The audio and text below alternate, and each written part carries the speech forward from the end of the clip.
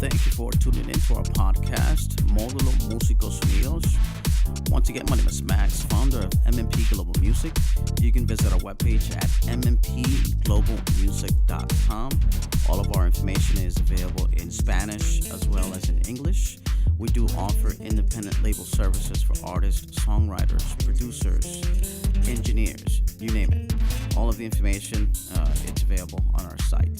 We're also affiliated to Soundtrack Your Brand, which offers music for all businesses. We'll provide the link with all the information about Soundtrack Your Brand.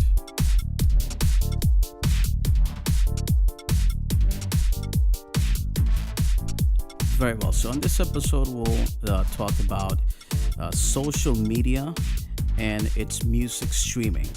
All right, there's a lot of news that's headlining right now at this moment. So we'll bring out the articles that have been published regarding music streaming and social media. We'll start off with an article here. The headline is Playlist Manipulation Will Create a Crisis in Streaming. All right, this is according to Mark Mulligan's Media. Label and artist manipulation of songs, playlists, and the streaming services themselves will lead to a crisis. Okay, the paradox here is that casual fans have the potential to generate more streams than engaged listeners. Streaming makes casual listeners more valuable than, if you call it, aficionados, okay, or the hardcore fans, if you will. So this statement is provided by Mark Mulligan of Media. Quote, streaming economics are facing a potential crisis. The problem does not lie in the market itself. After all, in the 2019 first quarter, streaming revenue became more than half of the recorded music business, and Spotify hit 100 million subscribers. Nor does it even lie in the perennial challenge of elusive operating margins. This particular looming crisis is both subtler and more insidious. Rather than being an inherent failing of the market, this crisis, if it transpires, will be the unintended consequence of short-sighted attempts to game the system. The root of it all is playlist. All right, end quote. I would have to agree that Mark does have a point when he does state that streaming makes casual listeners more valuable than aficionados. All right, so streaming took the most valuable music buyers and turned them into radio listeners. Now, as the market matures, it is taking more casual music consumers and also turning them into radio listeners. Although curated playlist penetration is still low, it's just about 15% of streaming on a regular basis to curated playlist, and it is fewer than podcast listens. That being said, the paradox here is that casual fans have the potential to generate more streams than engaged listeners. With casuals being the next wave of streaming adopters, their impact will increase. But despite being more valuable, they will also reduce royalties, okay? Because more streams per user means revenue gets shared between more tracks, which also means lower per stream rates. The music industry has an apparent oxymoronic challenge. It is not in its interest to significantly increase the amount of media consumption time it gets per user, but instead it will be better served by getting a larger number of people listening less. Think about that for a moment. So this comes down to playing the game, all right? Against this growing background consumption trend, streaming services, labels, songwriters, artists are all making matters worse by gaming the system, whether that be by structuring songs to work on streaming, creating Spotify-friendly sounds, or simply gaming playlist. With playlists being so important for both marketing and revenue, it was inevitable that people will seek out ways to attain any possible advantage. Consequently, playlists are becoming gamed, whether that be major labels getting more than fair share of access to the biggest playlist, or fake artists. And that's fake artists filling those playlists.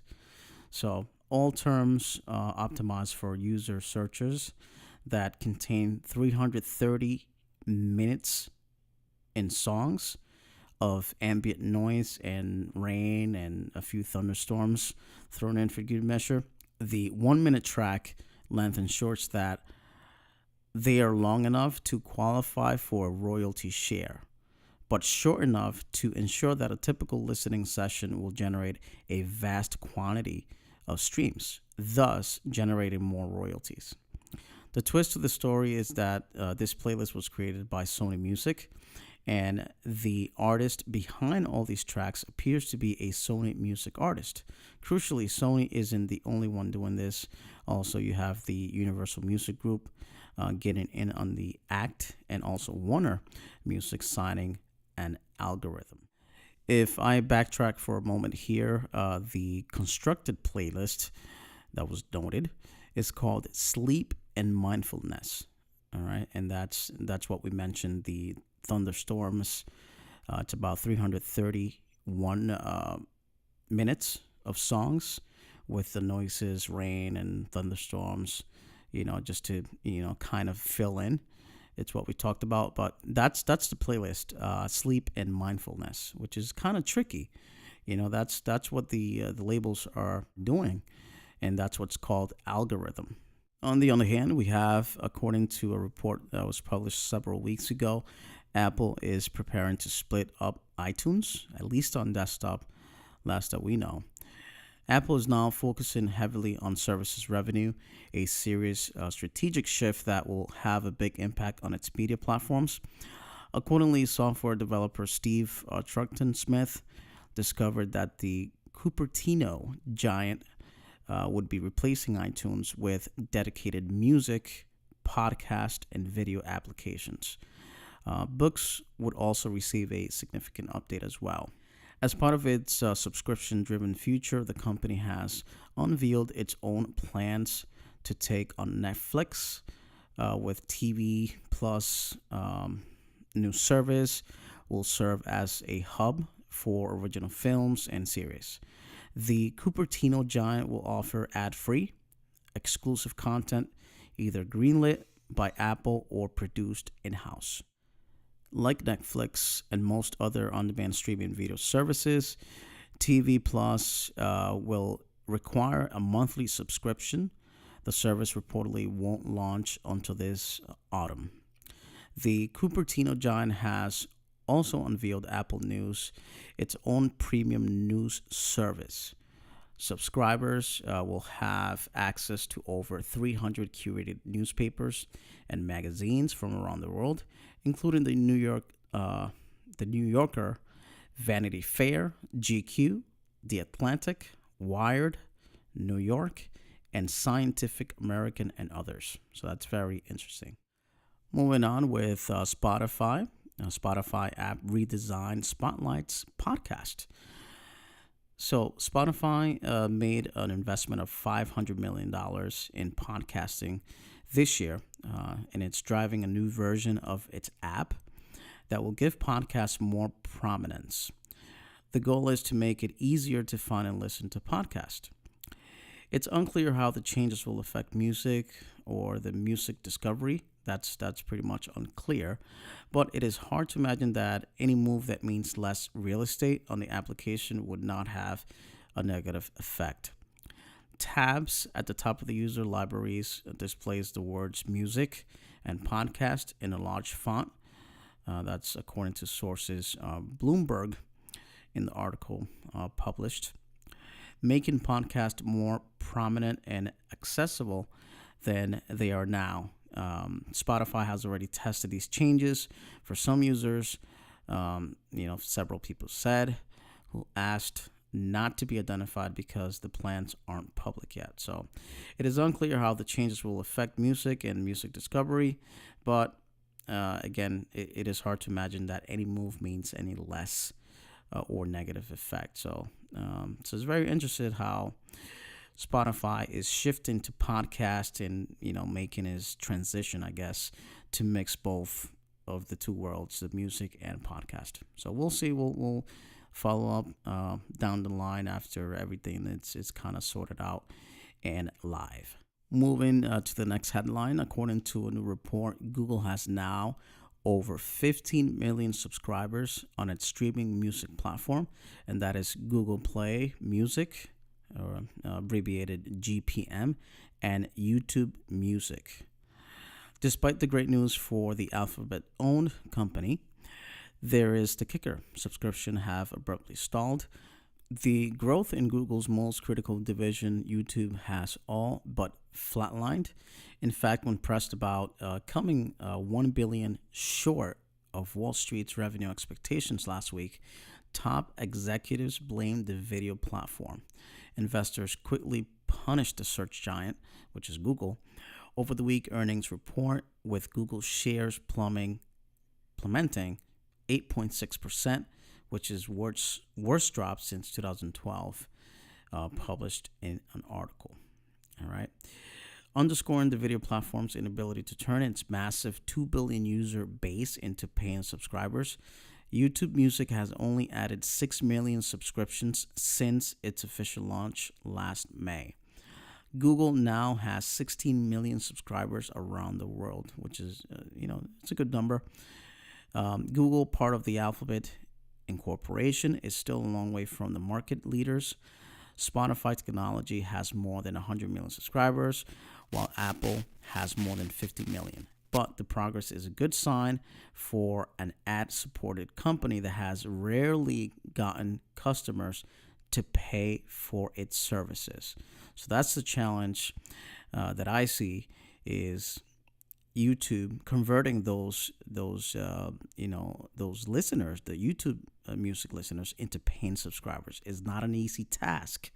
All right, which I think they rolled out $5 a month, if I'm not mistaken, for YouTube music service, no ads.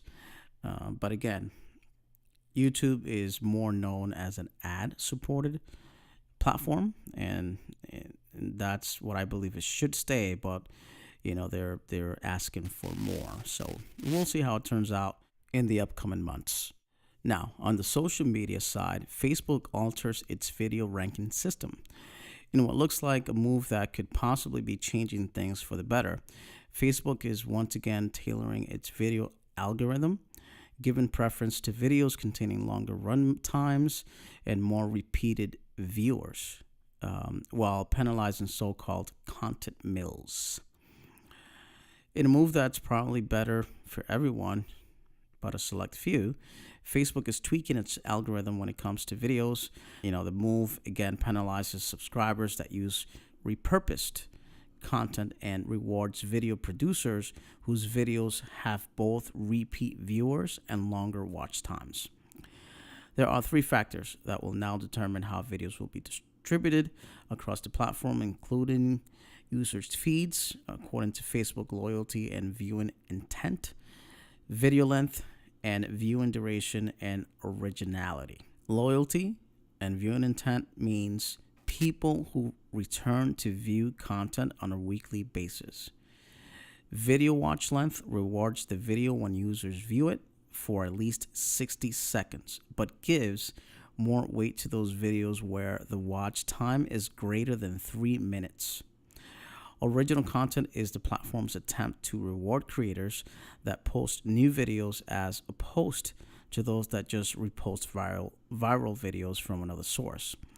Yet another factor in a video's ranking is engagement, meaning if a video sparks comments or shares. Facebook announced that certain types of videos will no longer be eligible for monetization. These include repurposed clips, videos compromising static images, minimal movement, or content that contains only loops. Facebook is also trying to eliminate sharing schemes, where online content mills produce large amounts of website content commonly focused on superficial lifestyle topics intended to drive comments, shares, and ultimately clicks. These content mills compensate other page owners for posting content and running ads to promote it. I don't think anyone will miss that if it goes away. But anyhow, we'll see how the Facebook does rolling out these video rankings. So it's very good to know. All right, very well. So this will be all for today for our podcast, Módulo Músicos Unidos. We wanted to bring out at least part of the news that has been going on in 2019 for our English listeners. Okay, we've been getting messages to also publish some of the English news and English episodes as well. You can feel free to visit our webpage, mmpglobalmusic.com. All of the information is available in English and in Spanish, and our podcast is available on your favorite platform: Apple Podcast, Google Podcast. We're available in Stitcher, AudioMac, Spotify. We have our YouTube channel as well, which you can subscribe. We're available at Pocket Cast, Overcast, TuneIn Radio, which you can download the application and listen to us there as well. We're available as well on Player FM, Radio Public, Acast, and Castbox. Thank you for tuning in. Until next time.